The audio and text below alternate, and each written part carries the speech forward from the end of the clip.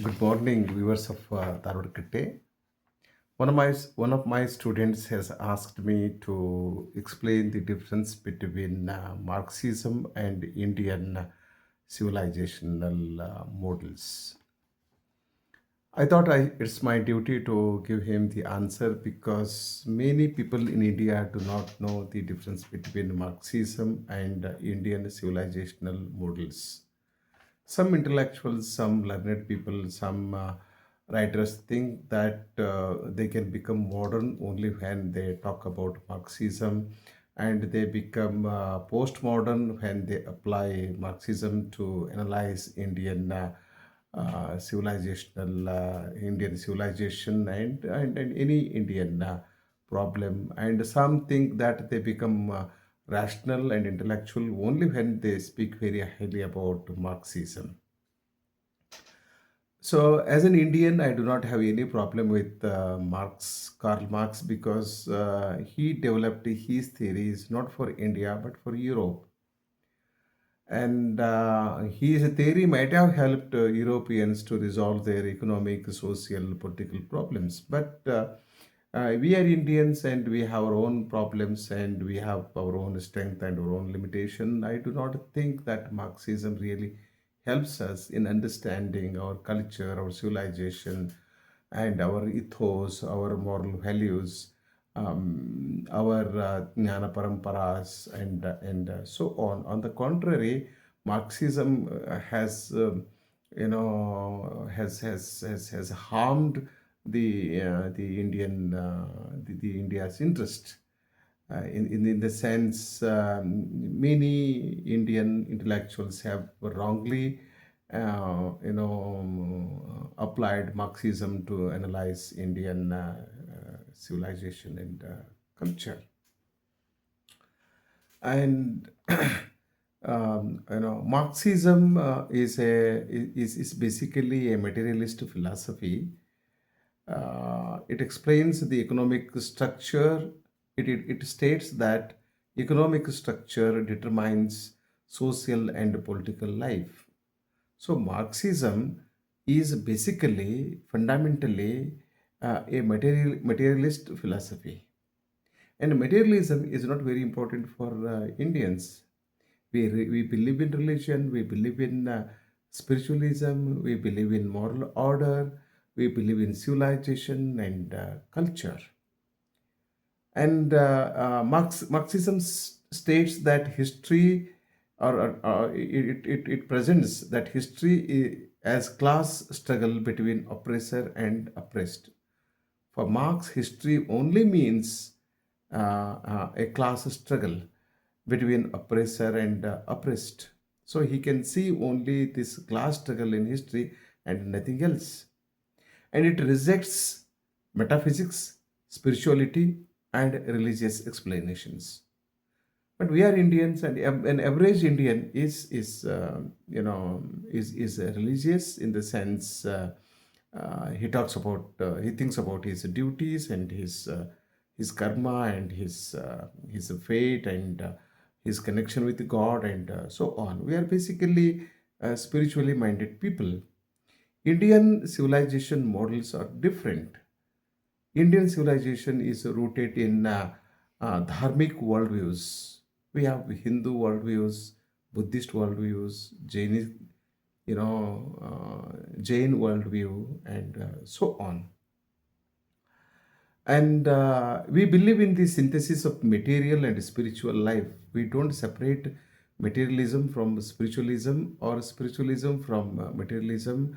They live together for us. For every average Indian, what we call materialism and spiritualism, they live together. And we emphasize dharma, ethical order, karma, and cosmic harmony. We believe in cosmic harmony. So we say Vasudhaiva Kutumbakam. And we see history as cyclical rather than linear class conflict driven. And how does Marxism view society and social order? And Marxists say society divided into class based, it into classes based on ownership of means of production. Society are divided into classes based on ownership of means of production. This is their main theory. Final goal, classless, stateless society.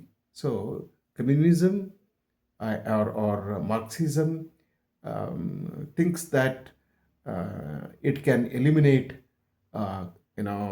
class system, and it can create a stateless society. And it's difficult for any government, for any individual, to eliminate the class system, or create a stateless society. And it seeks a radical restructuring through revolution. But Indian models are totally different. So for us, society, we see society as interconnected and guild-based structures. So for us, society is not society does not consist of warring factions, classes that are in conflict with each other every time, every day. Okay, so Indian social order is marked by harmony and interconnectedness. So we're all connected with each other, and we live in harmony. We believe in harmony, and we focus on social duties and mutual obligations, not on economic ownership alone. So we do not attach more importance to economy or economics or economic ownership. We believe in mutual obligations. So I have something with me and I will give it to you, and you have something with you, you give it to me, so that we both can live happily. This is our understanding, and we have social duties. Social duties. And we also believe in gradual reform. Hinduism, Buddhism, or Buddha, Ashoka, Bhakti movement, and seers or rishis. They all believe, and they all put emphasis on what we call graded reform. And how does Marxism look at the state and governance? State is an instrument of class domination. So Marxism, thinks that any state is an instrument of class domination. Under communism, state ultimately withers away. They say if you bring communism, then the state will fade away, wither away. State can be eliminated. This is the belief of Marxism. But do you have this moral order in any country ruled by the communists? There are more problems in, yeah, in communist countries than you can find in democratic countries. And so we Indians, or Indian civilizational, what is the Indian civilizational thought? State is a guardian of dharma. For us, state is a guardian of dharma. For instance, if you read Arthashastra, you will understand it. You will understand it better. We also take care of our weaker sections, and the people who have not enjoyed facilities for a long time. Government aims at welfare. Many governments have introduced welfare schemes, and some state governments in India have destroyed their states by giving more by introducing more welfare schemes. That is a different matter. So, state does not wither away. It maintains order and justice. We want state. We can't be stateless. We can't be stateless.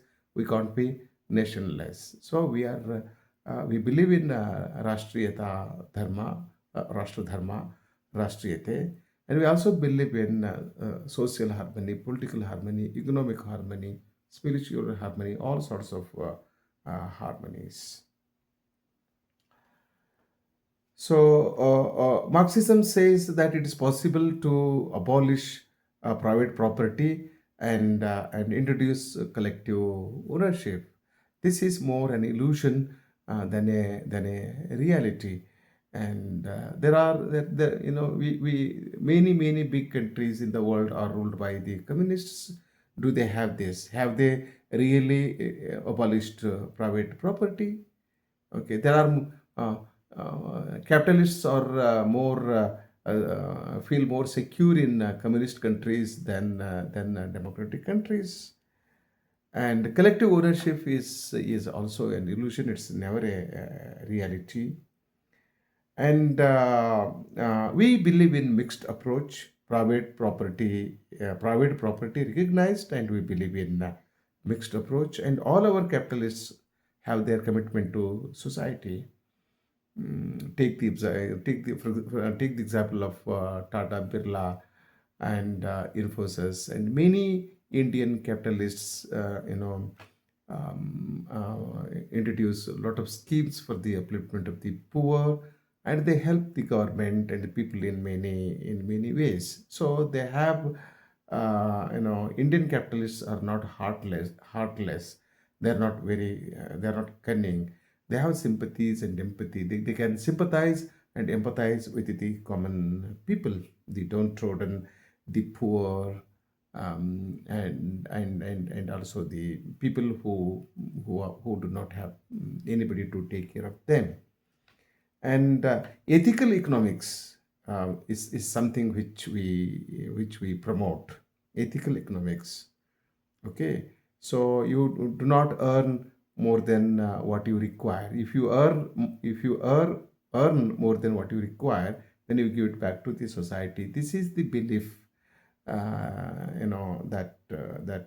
this is the principle that we have followed. And ours is village-centric, decentralized economic activity. And in Marxism, individual identity is determined largely by class position. Uh, but in India, and collectivist priorities, class solidarity, and so on. Individual has spiritual autonomy and moral agency in the Indian context. Collective life guided by dharma, not by class identity. Uh, so, religion, Marxism, for Marxism, religion is an opium of the masses. So, Marxists, communists call religion an opium of the masses. And this is very ironical to state that Marxism, during the last 200 years, communism, it has become some sort of religion for certain people. So for them, Marxism is not a theory, is not an ideology, it is a religion, it's a moral order. So Marxism itself has become an opium of the class of intellectuals across the globe. And for us, spiritualism is at center. It is central to us. Religion is not dogmatic but experiential, and we believe in pluralism and diverse traditions. So these are the main differences between Marxism and Indian civilizational models. So we're all Indians, and we have to remain Indians in our attitude, approach, in our heart, soul, and in our ideas and in our expressions. So we should not very blindly, mechanically, use the Marxist theory, Marxist Siddhanta, Communist Siddhanta to explain Indian civilization, Indian culture, and Indian way of life, and so on. So let us let us not Let us not criticize, let us not critic Marxism, let us not criticize Marxism. Let us understand the importance and significance of Indian culture and civilization. Okay, so we are not living in Europe, so we don't have to depend upon Marxism to understand our culture and our civilization. So, but if you study the history of modern India, uh, last 150 years, or if you study the history of Indian society, Indian culture, Indian civilization after we got independence in 1947, we will understand that we have not tried to understand our own culture and civilization, and we have never tried to focus or showcase our talent to the people across the globe. On the other hand, we have been using these very anti-Indian philosophical philosophies and ideologies to understand Indian civilization. And you can never understand Indian civilization and culture using Marxism or communism. So we have to look into our own tradition, culture, our own philosophies, darshanas, our own civilizational history, history of culture, and so on, to find out some models, to find out some perspectives to study, to analyze our problems, to study our culture and civilization. So I'm not here to misguide the students. I'm here only to guide the students properly so that they can understand Indian literature and culture. And we don't have to undermine European culture, European civilization. I don't say that we are very superior to the rest of the world. I'm only saying that we are not inferior to anybody in the world. Okay, if you say that Europe is great, we are also great.